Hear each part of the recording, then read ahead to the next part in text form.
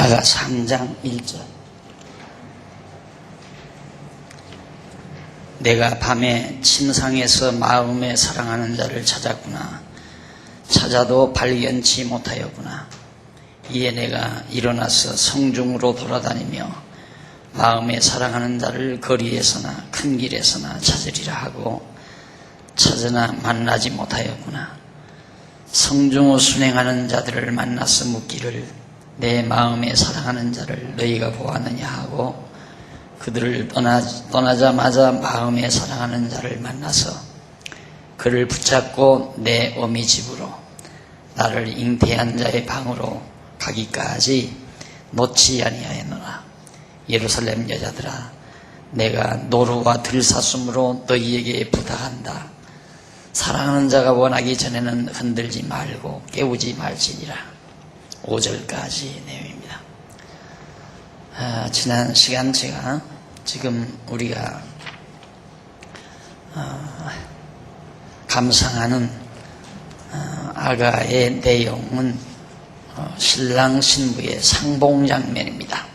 신랑과 신부가 헤어져서 서로 찾아 헤매다가 상봉하는 장면인데 그 장면 마지막 부분이 바로 3장 1절로 5절에 나타납니다. 이제 여기 1절로 2절, 1절로 2절은 마음에 사랑하는 신랑을 찾지 못하는 신부의 아쉬움에 대해서 바로 신랑 솔로몬이 노래하는 내용입니다. 그러니까 1절과 2절은 술람미에 사는 여인의 노래라고, 그렇게 여인의 마음을 그린 노래라고 그렇게 생각을 하시면 됩니다. 밤에 침상에서 마음에 사랑하는 신랑을 찾고 찾아도 발견치 못했다고 하는 신부의 아름다운 노래, 그것이 바로 1절에 나오는 내용인데, 이 말은 신부가 밤에 침대에 누워 자기 곁에 있어야 할 신랑을 찾아보았으나 침대에는 신랑이 없다는 뜻으로 그렇게 말한 거죠. 이러한 신랑에 대한 신부의 애절한 아가를 솔로몬이 노래한 건데, 이 노래에 솔로몬은 신부가 일어나서 성중으로 돌아다니며 마음에 사랑하는 신랑을 거리에서나 큰 길에서 찾아보려고 찾았으나 역시 만나지 못했다. 애써 밤에 자다가 일어나서 거리로 나가서 큰 길 골목길 할 것 없이 이리저리 헤매면서 자기 곁에 있어야 할 신랑을 찾아 헤매는 신부의 아쉬운 마음을 지금 노래하고 있습니다. 이 노래의 역사적 배경은 이스라엘 자손이 여호와 하나님을 의지하고 애굽을 탈출하려 했으나 여호와 하나님께서는 애굽 바로왕의 마음을 강팍해 하소서 이스라엘 자손을 놓아주지 않고 그렇게 아주 포악하게 백성들을 학대하도록 그렇게 하는 장면이 이스라엘 역사, 애굽에서의 역사가 나타납니다. 분명히 하나님께서 이스라엘 백성과 함께 살아야 했지만은 이스라엘 백성과 하나님은 헤어질 수밖에 없는, 그래서 이스라엘 백성은 애굽에서 종노릇하고 살고 있는 겁니다. 이러한 역사적 사실을 바탕으로 솔로몬이 바로 이 사랑의 아름다운 노래의 시문학적 방법에 의해서 노래한 것이 바로 1절과 2절 내용이죠. 고난을 당할 때마다 부르짖었다고 그러죠. 이스라엘 백성들이 애굽에서 애굽 사람들의 학대를 받을 때마다 부르짖었다고 했습니다. 그것은 물론 고통을 하소연하는 거죠. 사람이 편안하면 자기 잘난 줄 압니다. 자기가 잘난 줄 알아서 아무도 찾지도 않죠. 애기들도 편안하면 부모를 찾지 않습니다. 가출한 아이가 밖에 나가서 편안하면 가정에서 기다리는 어머니 아버지를 찾지를 않습니다. 그러나 밖에 나가서 가출한 아이가 많은 고난을 겪을 때 고향에 계시는 어머니 아버지를 생각하는 것처럼 이스라엘 백성이 애굽에서 애굽 사람들의 종로로 가며 사는 동안 무참히 하나님 여호와 하나님에 대한 그리움에 사로잡혀 있는 장면을 바로 1절과 2절에서 그리고 있죠. 정말 아쉬웠죠. 밤에 자다가 벌떡 일어나서 한밤중 길거리를 헤매는 신부의 모습을 상상을 해보십시오. 이것이 애굽에서 종살이하는 하나님을 떠난 이스라엘 백성들의 모습이었다. 그 다음 이제 3절로 4절을 보면 솔로몬이 찾는 중에 신랑을 만나 붙잡고 어미집으로 갔다는 신부의 아름다운 노래를 노래합니다. 그러니까 골목길 여기저기 마구 신랑을 찾아 헤매다가 신랑을 발견합니다. 그리고 그 어미를 붙들고 신랑을 붙들고 이제는 다시는 놓치지 않고 어미집으로 돌아갔다. 자기를 낳아준 어미집으로. 자, 거기 신부가 신랑을 찾으려고 성중을 순행하는 자들을 만나서 그 밤거리에 이제 야방을 하는 거죠. 도둑놈들이 또 범죄자들이 없는가 해서 순행하는, 성을 순행하는 그런 순찰자들, 경찰입니다. 쉽게 말하면. 이런 자들을 만나서 이 신부가 묻습니다. 내 마음에 사랑하는 신랑을 당신들 보았어. 그렇게 물었다는 사실이죠. 그래서 신부는 신랑을 못 찾았어요. 결국 헤매고 헤매지만 못 찾고서 결국 계속해서 찾지를 못해도 좌절하거나 낙심하지 않고 성안을 순찰하는 그런 자들에게 신랑을 보지 않았느냐고 그렇게 계속해서 묻고 다닙니다. 이 골목 저 골목 다니다가 지쳐 쓰러질 만도 하지만은 끝내 좌절하지 않고 끝까지 찾아 헤맵니다. 이러한 신부의 집념, 변함없는 신부의 집념을 솔로몬이 노래를 한 겁니다. 그래서 이제 결국 순찰자들을 만나서 이제 이 신부가 자기 신랑을 보지 않았냐, 본 일이 없느냐라고 묻다가 못 봤다니까 낙심이 되죠. 낙심이 되지만 그 순찰한 자들이 막 떠나고 나니까 떠난 직후에 신부가 자기 마음에 사랑하는 자가 찾아왔습니다. 그래서 만나서 그를 붙잡고 자기 어미집으로, 그리고 자기를 잉태한 자, 즉 어머니를 말하는 거죠. 어미 방으로 가기까지 그 신랑을 놓지 않고 붙들고 따라갔다. 자, 여기서 이제 어머니 집이라든가 잉태한 자의 방, 이것은 출생지를 말하죠. 우리말로 하는 고향을 말합니다. 그러니까 가나안 땅을 신문학적 방법으로 어머니의 방이다, 잉태한 방이다, 잉태한 자의 방이다, 아니면 자기 어머니 집이다, 이렇게 노래를 했는데, 결국 신부는 신랑을 만나서 붙잡고 출생지인 고향까지 자기가 갔다는 뜻입니다.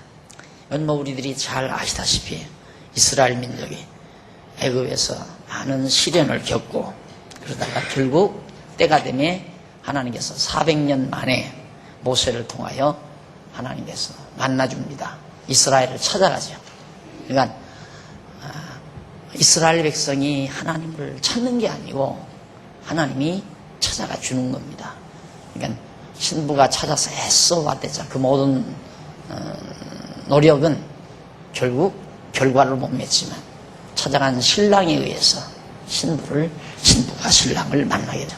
그런 것처럼 우리 기독교의 남다른 다른 종교와의 차별적인 부분 하나가 찾아오시는 종교, 신이 찾아주는 종교, 인간들의 수행이나 노력, 그것으로서 신을 찾고 또 생불이 되고 덕을 쌓아서 자기 노력으로 얻으려는 그런 종교가 아니고 하나님이 우리를 찾아와주고 우리를 찾아주는 그런 특색 있는 특별한 기독교만의 진리임을 이런 데서도 우리가 발견해 볼 수 있습니다.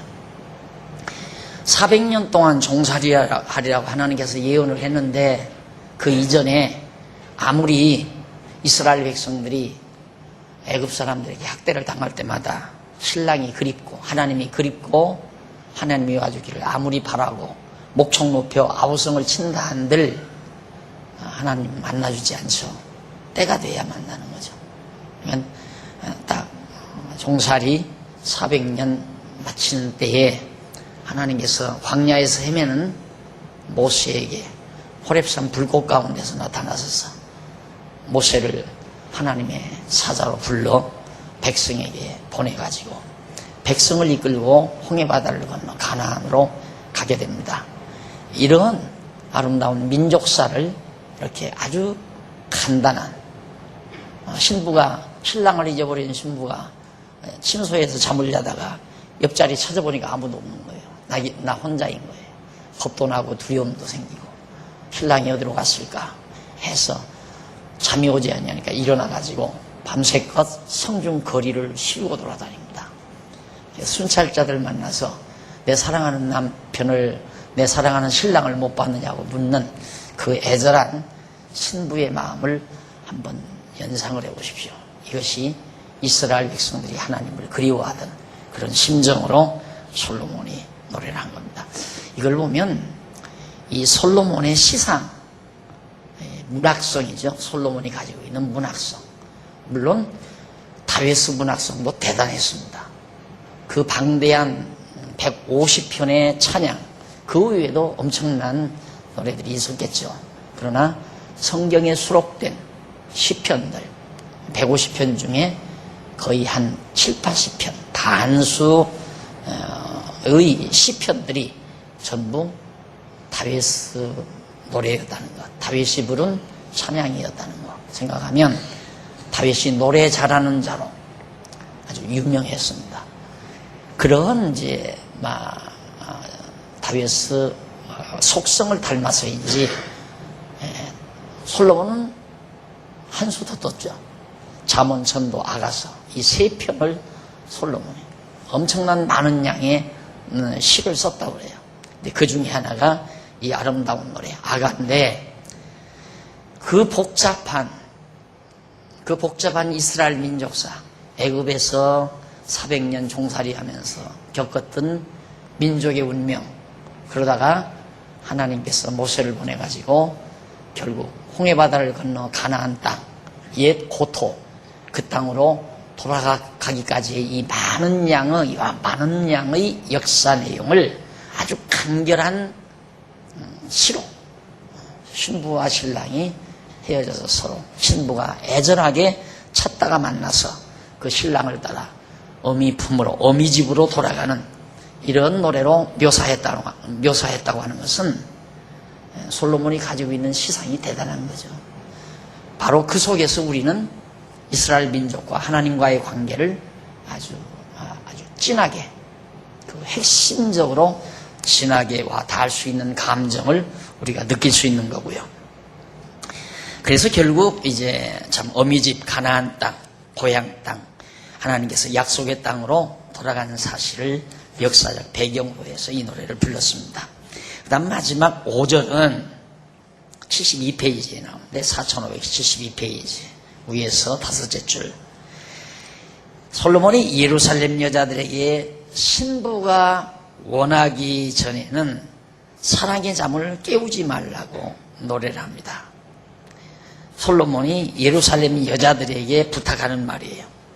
솔로몬은 예루살렘 여자들 곧 솔로몬 왕을 사모하며 예루살렘 성 안에서 살고 있는 여자들 예루살렘 성에 많은 여자들이 있지 않겠습니까? 그러니까 그 당시의 상황을 이제 그리면서 하는 얘기죠.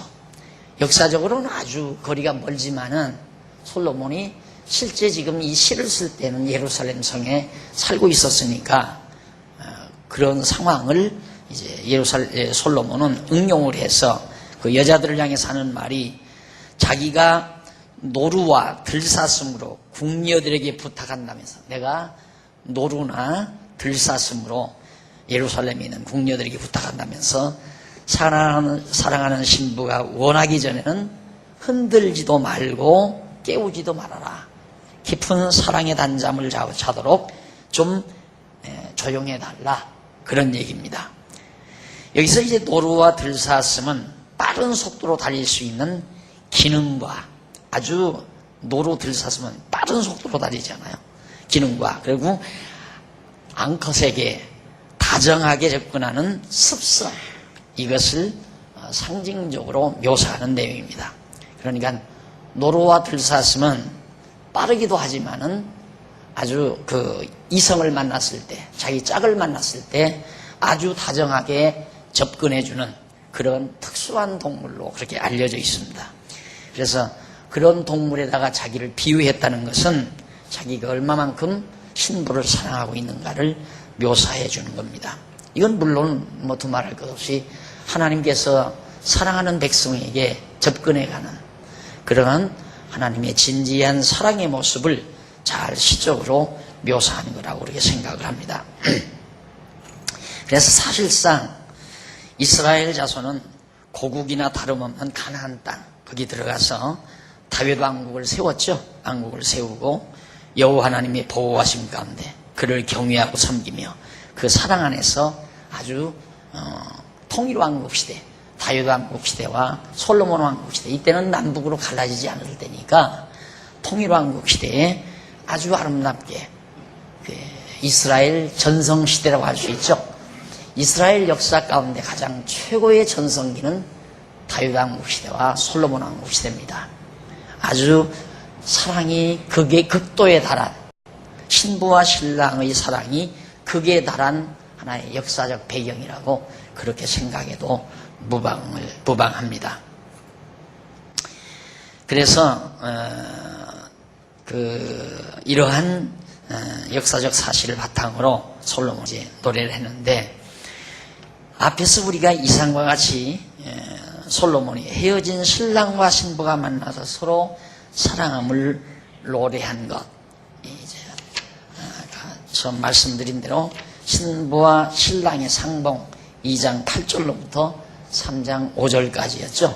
그 5절까지 이제 마무리가 됐는데, 이러한 노래는 마음에 사랑하는 신랑을 찾지 못하는 신부의 아쉬움에 대한 그런 아쉬움을 노래하면서 찾는 중에 신랑을 만나 붙잡고 어미집으로 갔다, 이런 얘기죠. 자, 그래서 73페이지 위에서 7째 줄 줄바꾼데 보시면은 여호와 하나님께서 솔로몬으로 신랑과 신부가 다시 만남에 대한 노래를 통하여 여호와의 자비성을 찬양하도록 섭니다. 하나님의 자비성, 아가가 자비성 찬양이라고 그랬죠. 자비성, 사랑, 자비성, 하나님의 인자하심, 사랑하심, 그걸 신랑이 사랑하는 신부에게 베푸는 사랑으로 묘사를 하는데, 인간에게는 그 이상 더 전달이 안 되는 거죠. 하나님의 사랑의 속성이 인간의 감정으로 제대로 액면 그대로 전달하기는 힘들지만, 인간에게 와 닿는 부분은 신랑과 신부 사이의 사랑의 감정으로 그렇게 묘사할 수밖에 없는, 그러니까 최고의 사랑의 감정이라고 생각을 하는 거죠. 이것으로 하나님의 사랑을 묘사를 했습니다. 그리고 오죽하면 하나님께서 우리에게 당신의 사랑을 알려주기 위해서, 계시하기 위해서 결국 독생자 예수 그리스도를 십자가에 못 박아 죽이는 그런 드라마를 연출하게 하시는 하나님의 섭리를 보면, 내가 늘 그러잖아요. 전능하신 하나님이 예수 십자가 못 박아 죽이지 않고도 우리 구원 못 시키겠느냐 이거죠. 구원을 왜 못 시키겠는가. 그러나 그렇게 십자가에 못 박아 비참하게 죽어가도록 하신 것은 하나님의 사랑을 우리에게 확증해 주기 위한 하나의 계시 사건이었다 라고 제가 말하는 이유도 거기에 있습니다. 그러니까 우리들이 얼마나 하나님의 사랑을 망각하고 살면 하나님이 그처럼 당신의 사랑을 우리에게 확인시키려고 노력하는가. 우리는 이 저녁 지금 단순히 신랑 신부가 서로 헤어져서 안타깝게 신랑을 찾다가 급기야 찾아온 자기가 찾아간 신랑이 아니라 찾아와준 신랑을 만나서 고향으로 가서 사랑의 단잠에 드는 간단한 시기를, 그런 아가의 내용을 우리가 살피지만은 그 시를 읊은 솔로몬의 이변 속에는 이스라엘 민족에 대한 방대한 하나님의 자비하심의 역사가 담겨 있다는 것을 우리가 지금 배우고 있는 겁니다. 그러면 하나님께서 왜 이런 역사를 이스라엘 백성에게 하실까? 무엇 때문에? 하나님께서 하시는 역사를 보면 하나님께서 소명이죠. 아브라함 불러요. 그리고는 400년 종살이 시키죠. 400년. 광야 40년. 그리고 이제 가나안 사사시대. 훈련이죠. 여기서 이제 사사시대 계속해서 시험이에요, 하나님께서. 그리고는 이제 다윗 왕국에서 이제 이렇게 역사가 이어지는데,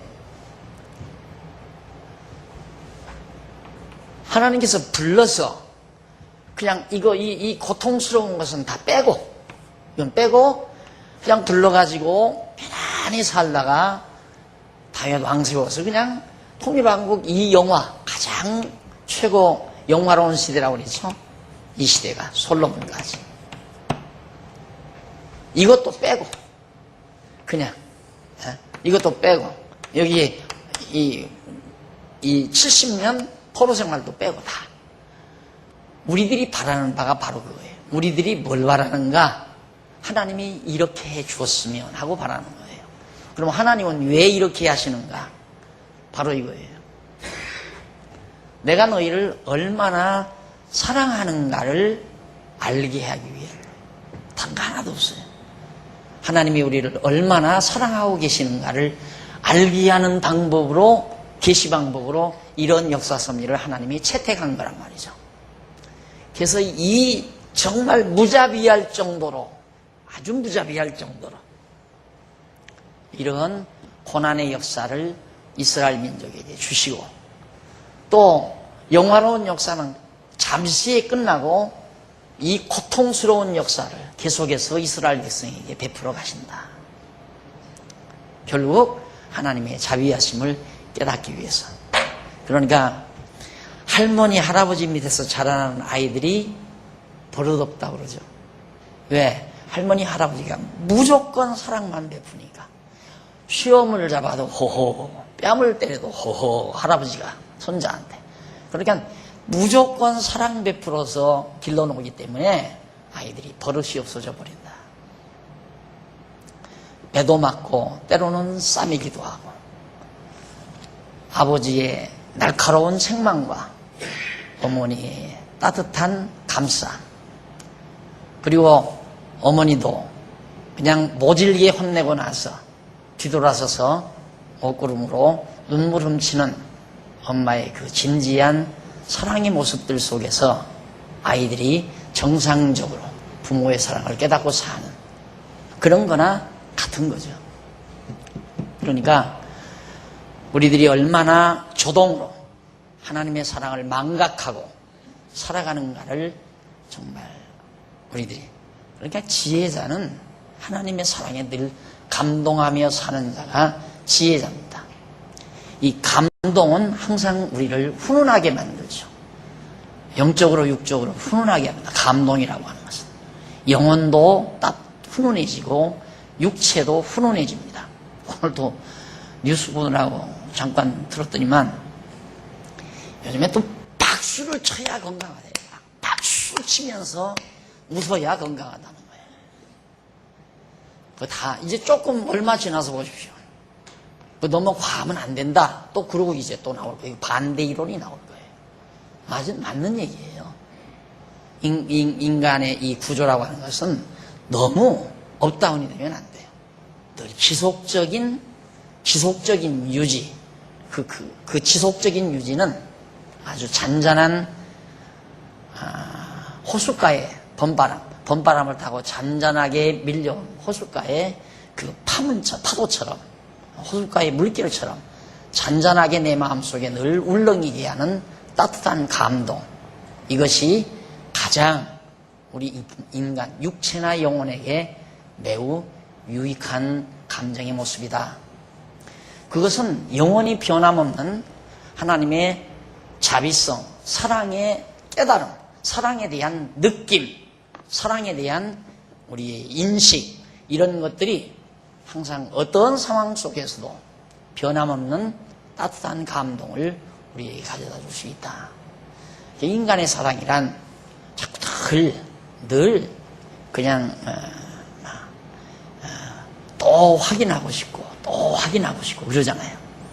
그래서 늘 그냥 뭔가 모르게 그냥 다 채워지지 못하는 안타까움, 그런 것들이 우리를 애석하게 만드는 경우가 많지만은, 하나님의 사랑은 확증만 떨어지면, 우리들이 하나님의 사랑에 대해서 분명한 확신만 가지고 있으면 언제라도 따뜻한 감동은 우리 가슴에서 사라지지 않는다. 그렇게 감동을 느끼며 사는 삶이 가장 지혜로운 하나님의 사람들의 삶이라는 것을 다시 한번 우리들이 확인할 수가 있습니다. 오늘 이제 소개해드린 신랑과 신부의 상봉 장면의 이 아름다운 노래야말로 정말 사랑을 느끼기에, 인간적인 감정으로 느끼기에 충분한 그런 시적 표현이라고 생각을 합니다. 그러나 하나님의 사랑은 이에서 더, 그러니까 이러한 신부의 사랑은 그림자에 불과한 거예요. 그러니까 신랑 신부 간에 이루어지는 이런 사랑을 하나의 모형으로, 그림자로 해서 진짜 참 진지한 하나님의 사랑을 우리들로 하여금 깨닫게 하려는 하나님의 은총이 바로 이 아가 노래 속에 담겨져 있다. 자, 이제 만나서 이제 막 고향으로 가서 했으니까 이제는 노래가, 무슨 노래가 나오냐면 혼인잔치가, 아주 영광스러운 혼인잔치가 3장 6절로부터 5장 1절까지 영광스러운 혼인잔치에 대한 노래가 이어집니다. 그 혼인잔치 노래 중에서 3장 6절로 11절은 솔로몬의 유용, 신랑의 유용이죠. 솔로몬의 유용과 영광스러운 모습에 대한 아가를 노래합니다. 솔로몬이 신랑이 얼마나 유용 있고 영광스러운가, 그거에 대한 사랑의 노래예요. 6절, 연기 기둥과도 같고 모략과 유향과 장사의 여러 가지 향품으로 향기롭게도 하고 거친 들에서 오는 자가 누구인고, 저기서 연기 기둥같이 아주 우람하게, 그리고 모략과 유향과 장사의 여러 가지 향품으로 향기롭게도 하고 거친 들에서 오는 자가 누구인가, 도대체 저 멋있는 사람이 누구인가. 이는 솔로몬의 연이라. 솔로몬이 타고 오는 가마, 왕이 타는 가마 있죠. 솔로몬의 연이라. 이스라엘 용사 중 60인이 옹위하였느니라.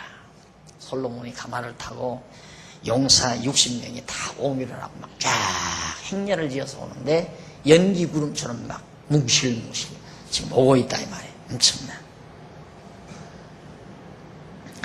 다 칼을 잡고 싸움에 익숙한 사람들이라. 밤의 두려움을 인하여 각기 허리에 칼을 찾느니라.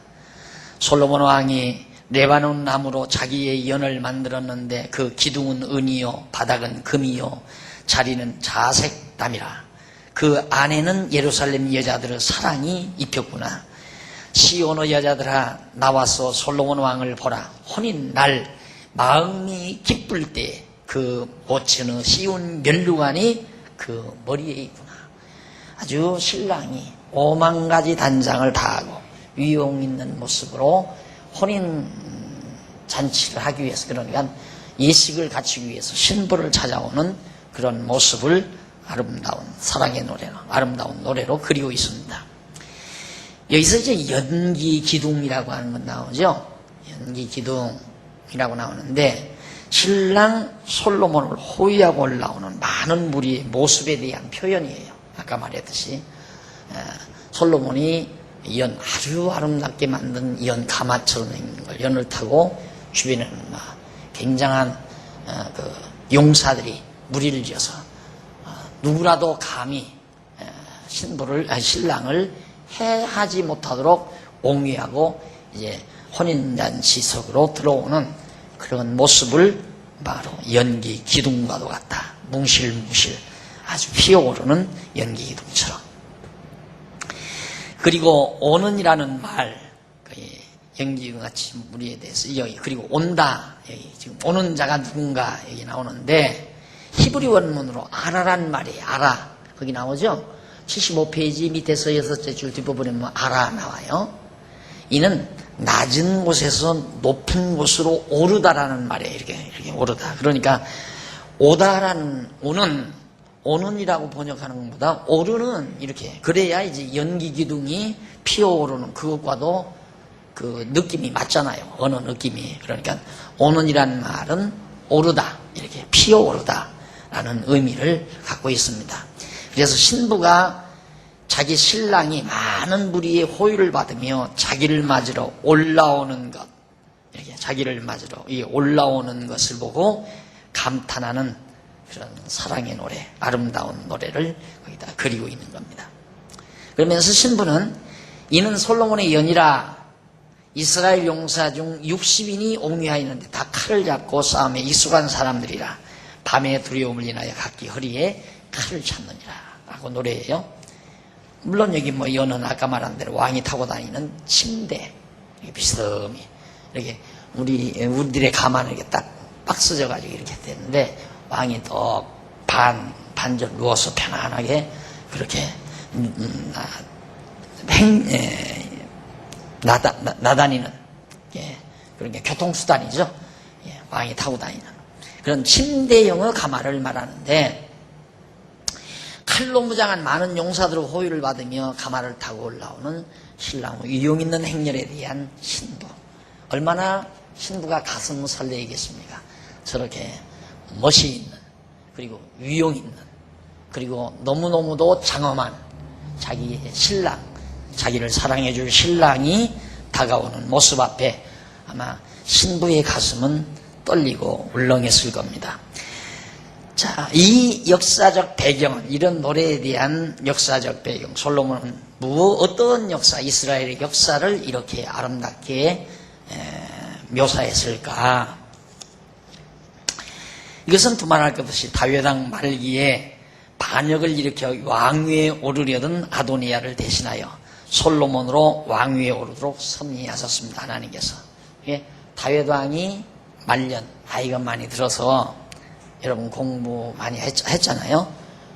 다윗이 그렇게 되니까 다윗의 큰아들, 제일 장손인 아도니아가, 야, 다윗 아버지가 저렇게 이제 세상을 뜨시면 당연히 장자인 내가 이스라엘의 왕이 돼야지 하고, 아버지 채 문명도 안 했는데 먼저 많은 문무회관들을 포섭해가지고 왕 만세를 불러버렸어요.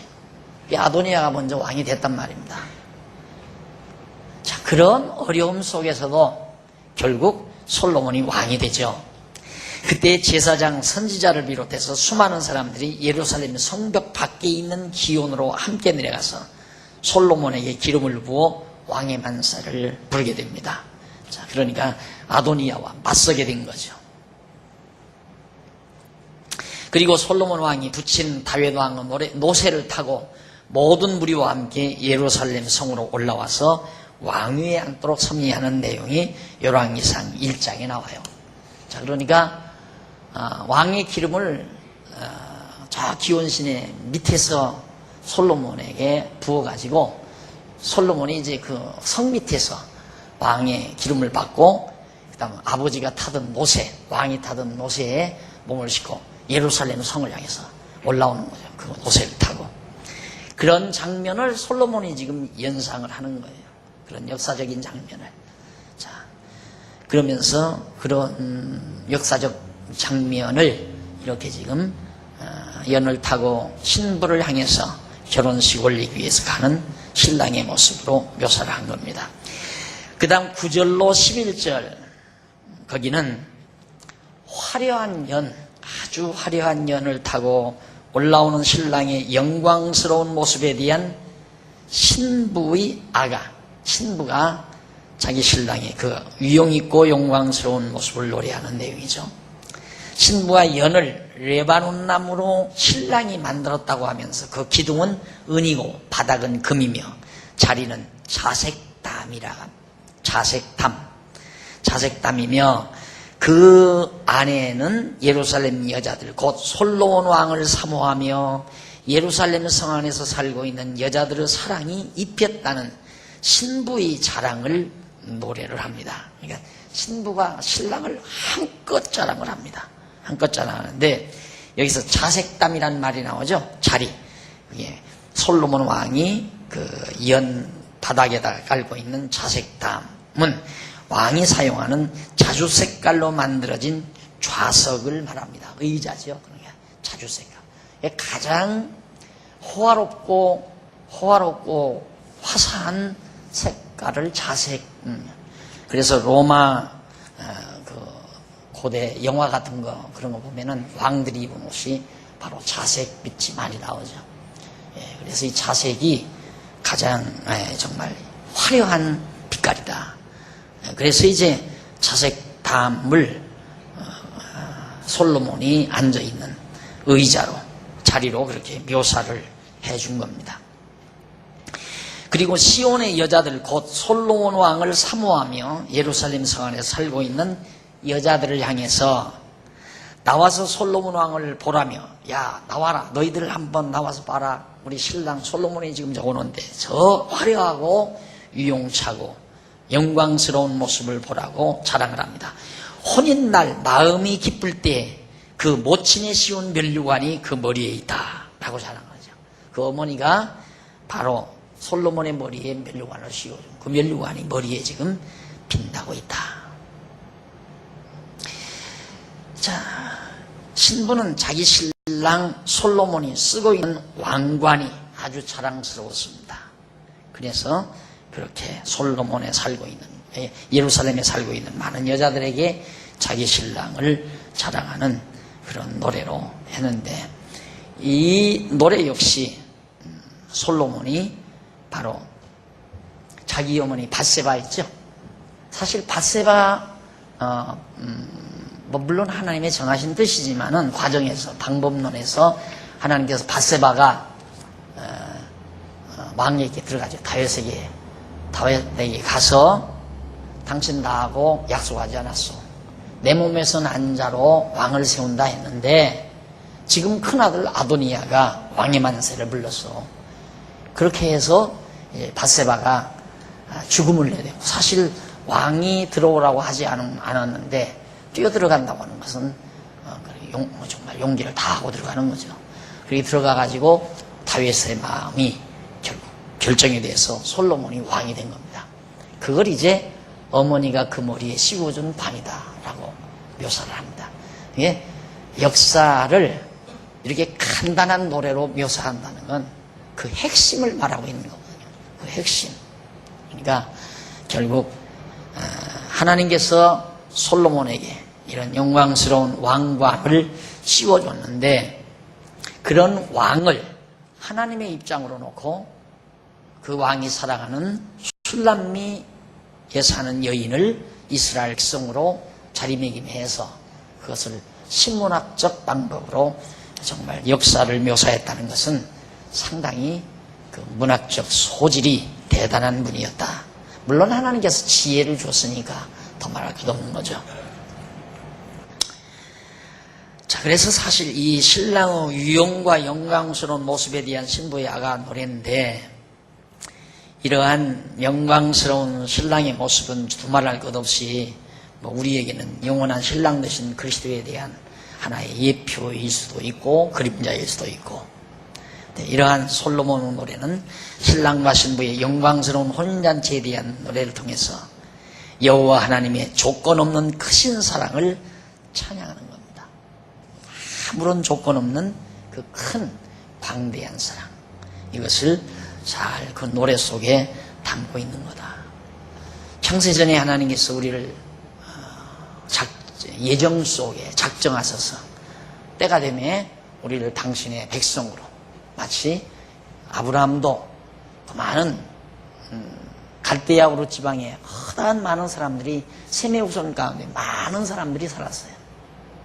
데라에게도 많은 자녀들이 있었지만 유독 아브라함 하나를 하나님께서 불러내가지고 그를 통해서 이스라엘 민족을 이루게 하고, 때가 되면 애굽에 종살이하게 하고, 또 때가 되면 그를 애굽에서 불러내고 광야에 방황하게 하고, 때가 되면 홍해바다 건너서 사사시대에 수백 년 동안 하나님께서 이모로 저모로 연단시키셔서 영화로운 혼인잔치에 들게 하시는 이 영화를 서로 같이 맛보게 하는, 이것은 바로 하나님이 이스라엘 백성들을 통치하시는 그 통치 모습이에요. 다윗은 많은 전쟁을 했어요. 전쟁을 했고, 여기 솔로몬은 완전히 평화를 누렸어요. 전쟁과 평화. 다윗은 많은 전쟁을 통해서 주변의 모든 대적들을 다 진멸시켜버렸어요. 그리고는 솔로몬은 칼 한 번 들은 일이 없어요. 그리고는 계속 주변 많은 나라들로부터 조공을 받아서 아주 최고의 영화를 누리는 이 모습을 혼인잔치로 그렇게 솔로몬이 묘사를 해서 노래를 한 겁니다. 그러니까 혼인이라는 것이 남녀가 만나서 생활하는 그 자체로 의미가 있는 게 아니라, 그런 결혼을 통해서 하나님이 우리를 얼마나 사랑하는가를 느끼게 하는 하나의 계시적 방법이라고 생각해도 틀림이 없습니다. 그런데 우리는 이 땅 위에서 한 남자와 만나서 결혼해서 사는 것이, 그것이 목적인 줄 알지만 그것이 목적이 아니라, 그렇게 하나님께서 섭리하신 이유는 이걸 깨달으라고, 하나님의 이 놀라우신 사랑을 깨닫게 하기 위한 하나님의 한 방법이었다라는 얘기입니다.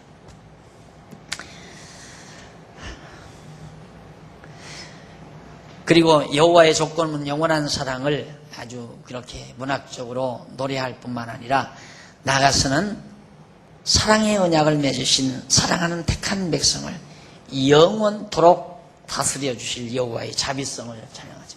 결혼하면 영원히 같이 살잖아요. 죽을 때까지 같이 살잖아요. 결혼하면. 하나님께서 이렇게 다윗 왕국을 세워서 그 나라가 영원하도록 다윗의 자손에서 예수 그리스도가 출생케 해서 그리스도의 영원한 나라를 다스려 가시는 것, 이거에 대한 한 모형이고 그림자임을 알 수 있습니다. 자, 그 다음 이제 4장 1절로 5절. 지금까지는 이제 신부가 노래한 거죠. 이 아가서 이해하는데 큰 어려움이 누구의 노래냐, 이게 굉장히 어렵거든요. 이렇게 보면, 어떻게 보면 신랑이 하는 노래 같기도 하고 신부가 하는 노래 같기도 하고, 근데 여러분들이 가지고 있는 교재 보면 아주 명확하게 그게 밝혀집니다. 신부가 한 노래를 솔로몬이 노래. 그러니까 솔로몬이 이거 다 한 거예요. 솔로몬이 다 기록한 건데, 솔로몬이 가상적으로 신부가 이렇게 노래했다는 사실, 그러니까 대화 방식으로 그렇게 문학화했다, 그렇게 이해하시면 됩니다. 여기 이제 신랑, 솔로몬 자신이죠. 신랑이 사랑하는 신부의 아름다운 모습에 대해서 노래를 합니다. 주고받고 장단이 잘 맞죠.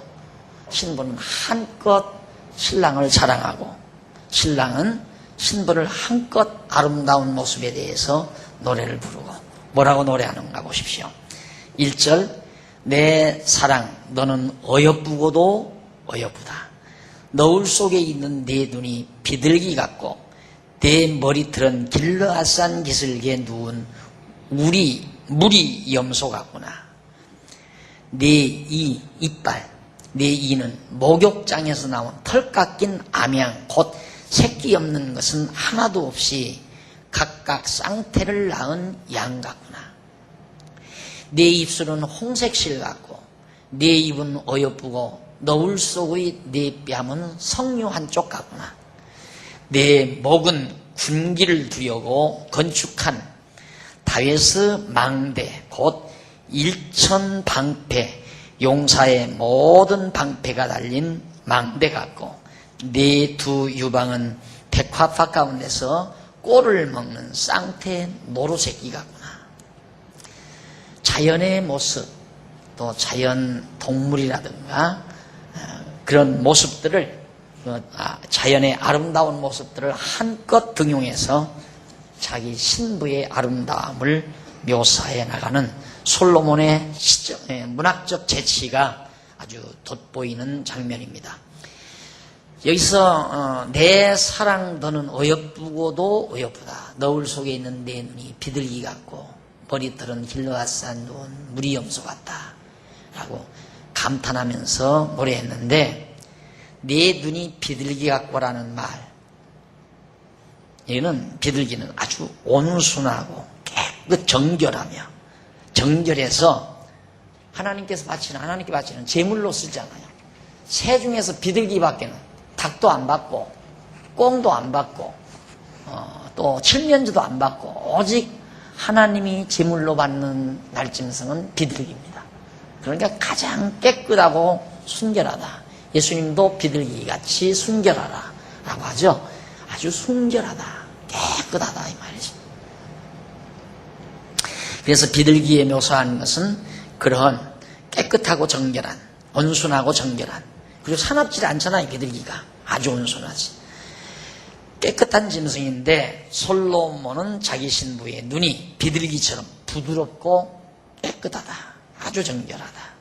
그래서 참으로 아름답다는 뜻으로 그렇게 노래를 합니다. 여러분, 화나온 눈이 빨개지죠? 시뻘개져요. 그리고 증오하면 눈알이 시퍼래집니다. 막 증오하고 눈알이 펄해져요. 눈알이. 그리고 막 화가 나고 분노가 터트려지고, 악이 받치면 눈빛이 빨개지고요. 눈이 맑다고 하는 것은 마음이 깨끗하다는, 마음이 그런 아주 포악성이라든가 안 그러면 분노나 증오, 이런 부정적인 생각이 마음에 없다는 하나의 증표도 됩니다. 그래서 정결한 눈, 깨끗한 눈, 비둘기처럼 그렇게 부드럽고 정결한 것, 이것이 아름다움의 한 모습이죠. 그리고 길르앗산 기슭에 누운 무리염소, 그러니까 머리는 어떻게 생겼나? 길르앗산이라는 게 아주 그 목장지대인데 거기에 염소떼들이 많이 누워있죠. 요단 동편 북쪽에 위치한 길르앗산 기슭에는 넓은 초원이 있어 많은 무리의 염소가 풀을 뜯고 누워 쉬기도 합니다. 그런데 신랑 솔로몬은 자기 눈에 보이는 신부의 눈이 비둘기처럼 정결하고 아름답게 보였고, 신부의 고불고불하고 몽실거리는 머릿결은 푸른 초원에 많은 염소들이 누워있는 모습처럼 아름답게 보였다. 요즘은 파마한 머리죠. 파마한 머리, 생머리가 아니라 고불고불하게 파마한 머리가 그처럼 푸른 초원에 많은 염소떼들이 고불고불 아주 그렇게 누워있는 그런 뭉실뭉실 누워있는 모습으로 묘사를 합니다. 그러면서 신부의 이빨, 이가 목욕장에서 나온 털 깎인 암양, 그 새끼 없는 것은 하나도 없이 각각 쌍태를 낳은 양같이, 두 마리 쌍둥이를 낳은 양이 목욕장에서 나온 털 깎인 암양, 막 털을 깨끗이 깎고 두 마리 쌍둥이 새끼를 낳아가지고 나오는 그런 아주 이쁜 양, 아름다움을, 이빨의 아름다움을 그렇게 묘사를 해요. 매우 정결하고 아름답다는 의미죠. 그리고 신부의 입술은 홍색실 같고 입은 어여쁘고 너울 쏘고 뺨은 석류 한쪽 같구나 라고 노래합니다. 입술이 홍색실처럼 색깔이 붉어서 입술이 아름답고 너울을 쓴 신부의 볼도 석류 색깔처럼 곱고 아름답다는 뜻입니다. 그러니까 이 약간의 홍조를 띠는 것은 그만큼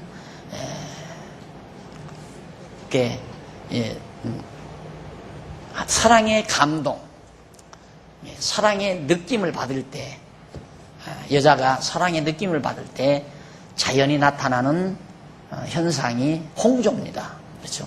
얼굴에도 벌거래한 홍조가 띄게 되고, 물론 입술은 도말할 것도 없고, 그것들을 이제 안 되니까 루즈를 발라서 카바를 해 나가지만은 자연스럽게 나오는 홍조 모습, 이것들은 바로 사랑의 느낌으로 와지는 여인의 자연스러운 모습을 솔로몬이 시적 그릇에다가 아주 잘 담고 있습니다. 그리고 신부의 목은 군기를 두려고 건축한 다웨스 망대, 이게 이제 이 성을 이렇게 쌓았잖아요. 그럼 이제 왕궁이 이렇게 있으면 이런 데다가 이렇게 망대를 세우죠. 이렇게 망대. 왜? 이 성을 지키기 위해서. 그러니까 군인들을 세워가지고 밤에 그 성을 지키기 위해서 망대를 지었는데, 망대가 이렇게 높잖아요. 목이 길다는 얘기예요. 이렇게 쭉 뻗어오른 망대처럼 뻗어오른 신부의 모습이 참 아름답다. 일천방패, 용사의 모든 방패가 달린 망대 같다고, 이렇게 잘 장식된, 이게 막 목에다가 온갖 장신구를 아름답게 잘 했던 모양이죠. 여기서 다웨스 망대는 다윗 대적으로부터 나라를 지키기 위해서 견고하게 지은 망대, 그걸 말하죠.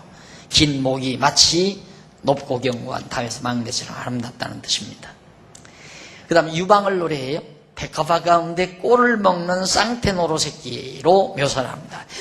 여기서 쌍태 노루새끼는 바로 신부의 두 유방이 쌍둥이처럼 서로 꼭 닮고 새끼처럼 귀엽고 사랑스러운 것을 그런 시적으로 묘사한 말이죠. 그래서 너무 귀엽고 아름답다는 뜻으로 노래한 겁니다. 참 노래 잘했죠. 솔로몬이 자기 신부의 아름다움을 극찬, 더 이상 어떻게 묘사할 수 없을 이만큼 가장 아름답게. 그런데 실상은 술람미에 사는 여인, 자기 모습을 자기가 말했는데 형편없대요, 그 여자가. 그런데 솔로몬이 눈이 씌인 거죠. 눈에 결국 명태 껍질이 덮였던가, 한꺼풀 덮여가지고 그렇게 아름답게 다 보인다. 그래서 항상 제가 그런 얘기를 합니다. 아름다움은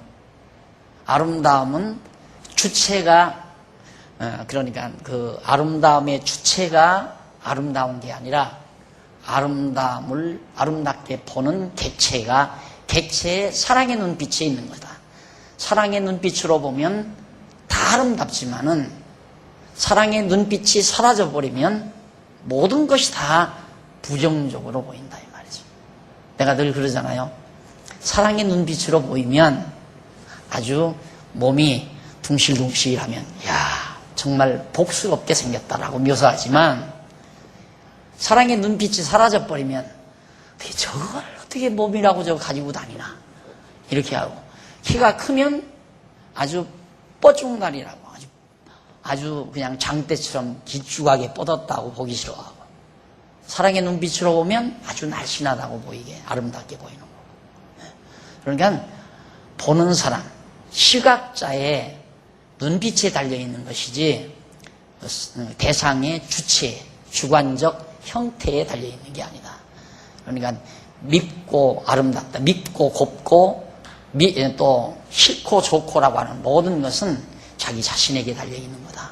내가 얼마나 많은 사람들을 사랑의 눈빛으로 바라보는가. 그 사랑의 눈빛으로 바라보면 모든 사람이 다 아름답게 보이지만, 내가 증오의 눈빛으로 바라보면 모두가 다 나의 적수로 보일 수밖에 없는, 이것이 이제 우리 인간에게 주어진 하나님께서 인간에게 주신 인간의 속성입니다. 그러니까 상대에게 책임을 돌린다는 건 그만큼 자기가 어리석다는 얘기죠. 나 자신에게 달려있다.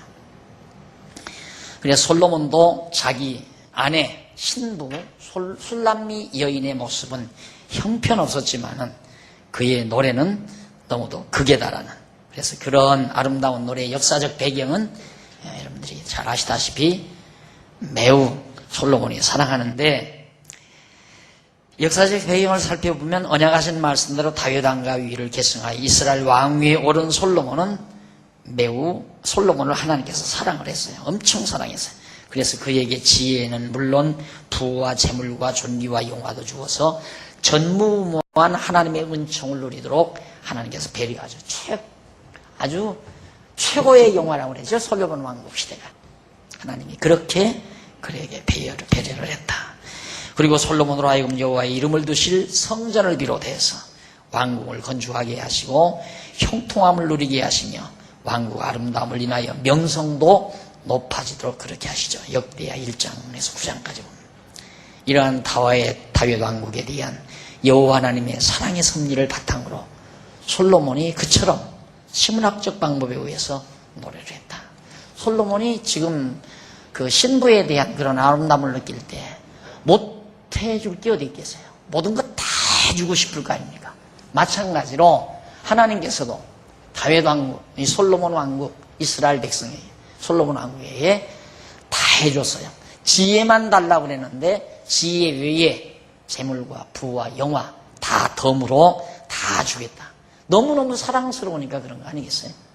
그래서 제가 그런 기도를 가끔 드리죠. 우리는 하나님께로부터 받은 것에 대한 감사보다는 욕심을 채우지 못한 그런 불만 때문에 우리 자신이 고통을 겪는 경우가 많다. 그런 얘기를 가끔 제가 기도 도중에도 하지만 사실이 그렇습니다. 하나님께로부터 우리는 엄청난 걸 많이 받아가지고 살죠.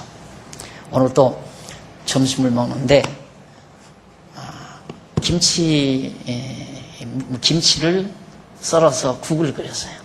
국을 끓여서 먹었는데 또 돼지고기를 삼겹살을 구웠더라고요. 그런데 삼겹살보다도 더 맛있는 거예요. 김치국이. 그래서 김치 썰어서 국에다가 밥 말아서 점심을 먹으면서 그 생각을 했어요. 어렸을 때 어려운 시절에 그렇게 먹던 입맛이 그냥 그대로 있어서 옛날 할머니 어머니가 끓여주던 그 국 생각이 나면서 그 맛이 돋구어졌다. 그러니까 그 음식 자체에 맛이 있는 게 아니에요. 그 음식 자체가 맛을 가지고 있는 게 아니라 바로 그 음식이 가지고 있는 여러 가지 그 과거의 추억들, 그것이 그 맛을 내가 갖게 하는 그것이 되는 거죠. 그러니까 오늘 우리도 이 세상 살면서 자꾸만 어떤 물욕, 뭘 갖고 싶다, 뭘 가지면 행복하겠다. 옛날 시골에서 찌그러져가는 오두막살이 집에서 흙담집 속에서 살던 시절 많이 있었잖아요. 그런 때 비하면 우리는 정말 불만스러운 거 하나 있을 수가 없죠. 하나님께서 엄청 우리에게 많은 걸. 어느 경제학자가 그랬대요. 앞으로 2040년인가 50년도인가 가면 경제 대국 중에 제2위에 놓일 수 있는 가능성이 있는 나라다, 한국이. 2위가 돼도 마찬가지예요. 2위가 돼도 우리가 지금 하나님께서 나에게 베풀어준 이것으로 하나님의 큰 사랑을 얼마나 느끼고 사느냐가 우리의 삶의 행복지수의 결정을 짓는 중요한 요인이다. 꼭 명심하고 늘 여러분의 가슴 속에 잔잔히 밀려오는 하나님의 사랑의 감동이 멎지 않기를 기대합니다. 기도하십시다. 자비로우신 하나님 아버지, 은혜를 참으로 감사드립니다.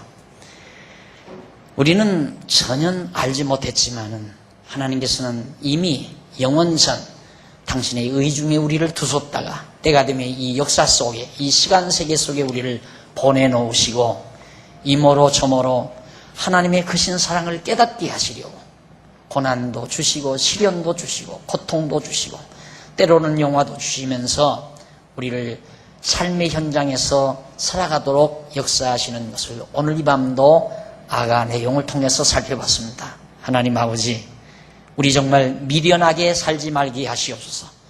서령 애굽에서 종살이하던 고난의 시절처럼 우리에게 고통스러운 나날이 다가온다 할지라도 그 속에서 하나님의 크신 사랑을 깨닫는 지혜로움과 영특함이 우리 모두에게 있을 수 있도록 역사하시고, 영화로운 시절이 우리에게 주어졌다 하더라도 바보처럼 살아가지 말고 그 영화로움 속에 하나님의 크신 사랑을 듬뿍 느낄 줄 아는 슬픔도 허락해 주시옵소서. 이 밤 돌아갑니다. 가는 길도 지켜주시고 주 안에서 다시 만날 때까지 귀한 종들과 가정 위에 주의 평강이 함께해 주시옵소서. 예수님 이름으로 기도드립니다. 아멘.